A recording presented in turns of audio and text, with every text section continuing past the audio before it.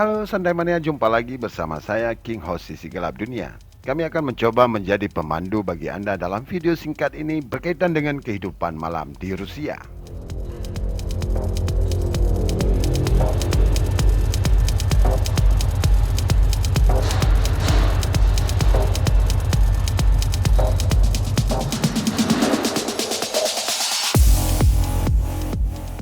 Lady and gentlemen, kali ini kita sedang berada di Rusia. Sebelumnya kami berpesan kepada kita semua, jadikan apa yang Anda nonton dalam video ini sebagai pengetahuan semata. Mau tahu kenapa? Simak video ini sampai selesai dan bagikan jika menurut Anda bermanfaat. Siapkan kopi dan bersandarlah. Inilah sisi gelap negara Rusia.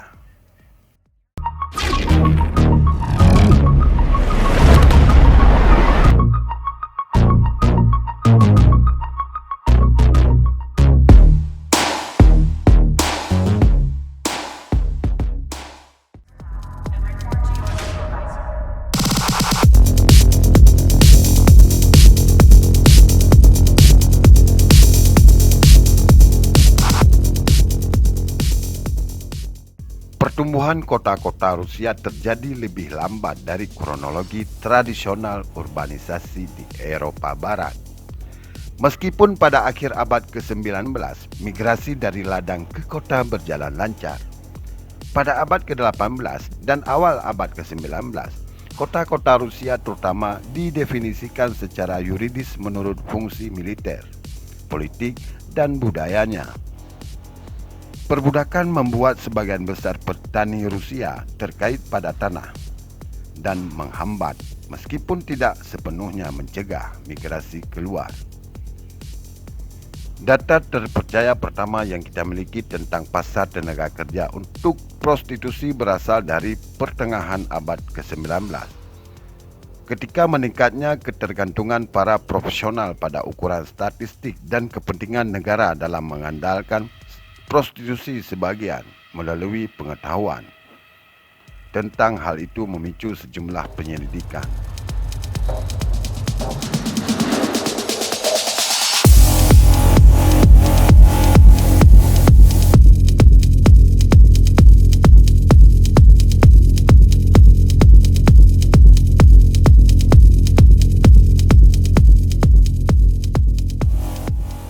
Pasar untuk seks komersial lebih besar di ibu kota kekaisaran, berpotensi karena lebih banyak pria lajang yang pindah ke pusat kekuasaan untuk pekerjaan.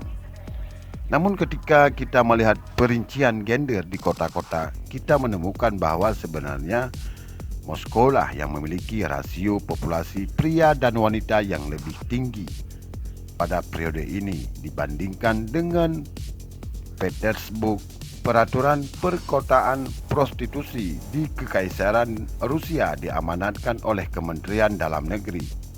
Tetapi struktur peraturan itu sendiri diserahkan pada otoritas lokal untuk menentukannya. Yang mengelola prostitusi di pusat-pusat kota di seluruh Kekaisaran dapat sangat bervariasi. Hal ini pada gilirannya dapat mempengaruhi ketersediaan pekerjaan rumah bordir di kota-kota tertentu, di mana terlihat jarang ada pelacur terdaftar untuk bekerja di rumah bordir. Bahkan mereka memilih bekerja sendiri dengan berdiri di pinggir jalan dan menunggu pelanggannya. Para pekerja seks komersial Rusia lebih memilih mencari kliennya melalui online atau internet.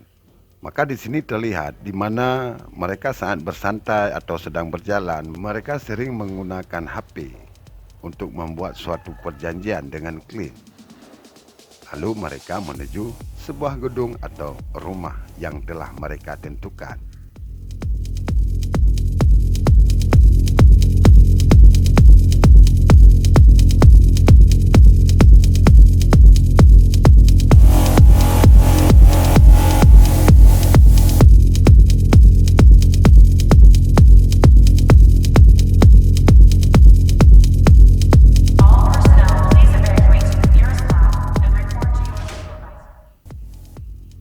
Lagi-lagi ketika kita berbicara masalah kehidupan malam, kita selalu diarahkan pembicaraan kepada pekerja seks komersial.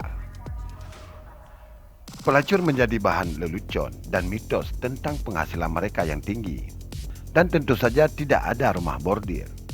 Seorang pria yang mencari layanan seksual dapat menemukannya di beberapa kafe atau di stasiun kereta api, bahkan di pinggir jalan.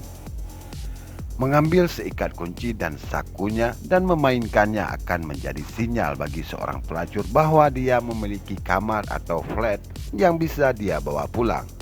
Hal yang cukup langka pada saat itu, mengingat kondisi kehidupan Rusia yang sangat sempit. Memang setiap kota memiliki tempat yang dikenal di mana pelacur bisa menjemput penumpang. Di Leningrad misalnya, salah satunya adalah perhatian tram di sebelah. Menurut perkiraan yang berbeda, ada antara 1 dan 3 juta pekerja seks di Rusia saat ini, dibandingkan 2 dekade lalu. Industri ini juga memiliki tampilan baru. Sebagian besar pelacur telah pindah ke dalam ruangan, menemukan klien mereka secara online. Bukan di sudut jalan, para wanita umumnya lebih tua. Di pesta bu, usia rata-rata adalah 32 tahun dan 90%-nya adalah ibu. Namun prostitusi tetap ilegal, yang membuat angka kerja ini mengalami kekerasan, penyakit, dan korupsi tambahan.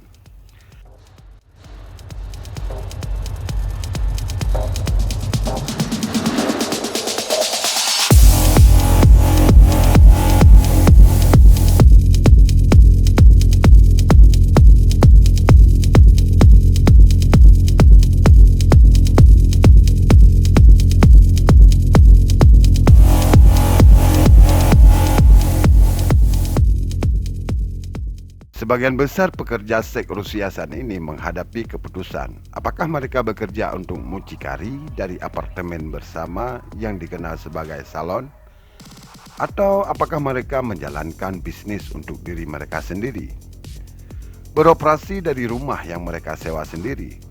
Pelacur yang beroperasi di luar salon harus membayar setengah penghasilan mereka kepada tuan rumah mereka.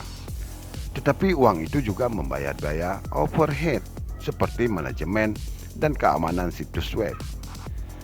Wanita yang terjun ke bisnis untuk diri mereka sendiri memiliki penghasilan sebanyak 250.000 rubel per bulannya, lebih dari 2 kali lipat gaji rata-rata di Rusia. Tetapi pendekatan ini mencakup serangkaian pengeluaran tambahan. Pekerja seks juga harus memutuskan layanan apa yang ingin mereka tawarkan, dan apakah mereka akan mempertaruhkan tindakan seks yang lebih berbahaya seperti seks tanpa kondom atau BDSM demi uang tambahan. Lokasi yang lebih baik juga membenarkan biaya yang lebih tinggi, tetapi datang dengan sewa yang lebih tinggi. Ada kalanya mereka sengaja menurunkan harga mereka untuk menarik pelanggan yang tidak terlalu menuntut.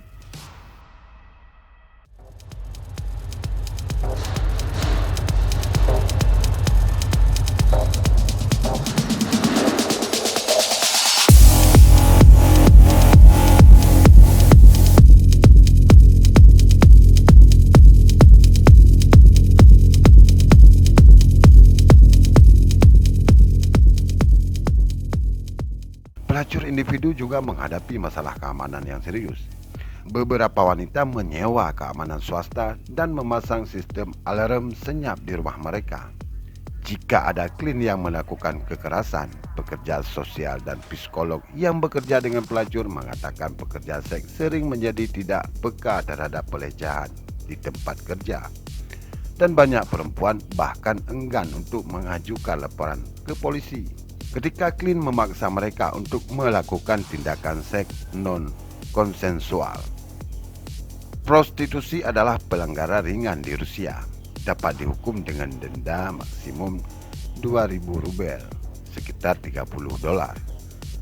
Kadangkala ada juga para pekerja seks meninggalkan rumah mereka karena itu berisiko interaksi publik dengan klien dan mengganggu bisnis. Beberapa wanita mengatakan mereka mencoba menumbuhkan komunitas di dalam industri.